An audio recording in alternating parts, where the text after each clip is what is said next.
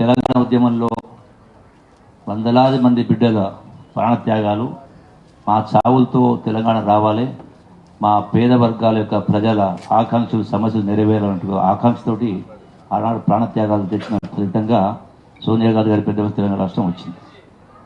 మరి గడిచిన 10 సంవత్సరాలు ఇంతకుముందు తమ్ముడు వాకిటి శ్రీగారు చెప్పినట్టుగా ధనిక రాష్ట్రమైన దిగులు బడ్జెట్ ఉన్న హైదరాబాద్ ఆదాయం తెచ్చిపెట్టేటువంటి గుండెకాయ అంటే హైదరాబాద్ ఆదాయం ఉన్నా కూడా 8 లక్షల కోట్ల చేసి కూడా గడచిన 10 సంవత్సరాల కాలంలో ఏదైతే మళ్ళీ మీకు తెలుసు, మళ్ళీ జ్ఞాపకం చేస్తా ఉన్నా, అల్లుడు వస్తుండకుండా బిడ్డ వస్తుండకుండా గొర్రెడ బర్రెడ మేకడ కట్టాలనే కింద గొప్ప గొప్ప మాటలు చెప్పి చివరికి 10 సంవత్సరాల కాలంలో ఎక్కడ కూడా పేదవాళ్ళకి ఇల్లు కట్టించే కార్యక్రమం చేయలేదు.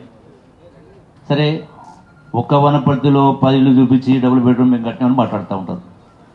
అది కూడా ఆనాడు వందల వేల కోట్ల రూపాయలు చేసినటువంటి కాంట్రాక్టులను పట్టుకునే రకం అక్కడ కేవలం అది కేసీఆర్ నియోజకవర్గం, అట్లాగే హరీష్ రావు, అట్లాగే సిరిసిల్ల, అట్లా 4-5 నియోజకవర్గాల్లో అది కూడా పట్టణాల్లో వాళ్ళని పట్టుకొని కట్టింది తప్ప ఎక్కడ కూడా ఇళ్ళ నిర్మాణం జరగలే.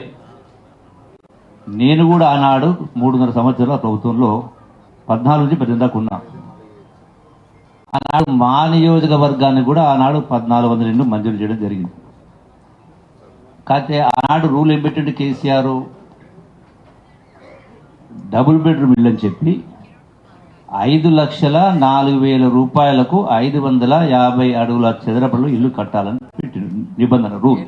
కాంట్రాక్టర్ కట్టాలని మా దగ్గర 7 పర్యాలు 7 టైమ్స్ 7 సార్లు టెండర్ పిలిచిన, ఎవరు ఒకరు రాలేదు.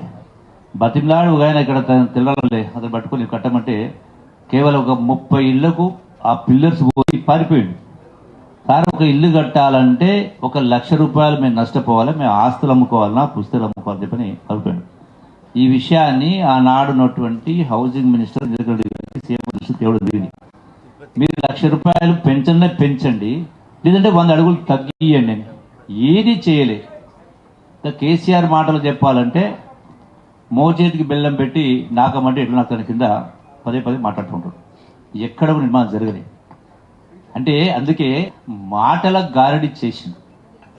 మరి ఇన్ని లక్షల కోట్ల అప్పు ఉన్నా, ఇంత ఆర్థిక భారం ఉన్నా, ఆనాడు నెలకు 600 కోట్ల రూపాయలు వడ్డీ కడతా ఉండి ఆనాడు కేసీఆర్ ముఖ్యమంత్రి కాకముందుకు రాష్ట్ర ప్రభుత్వం బ్యాంకుల ద్వారా తెచ్చుకున్న అప్పులకు నెలకు 600 కోట్ల రూపాయలు కడతా ఉంది.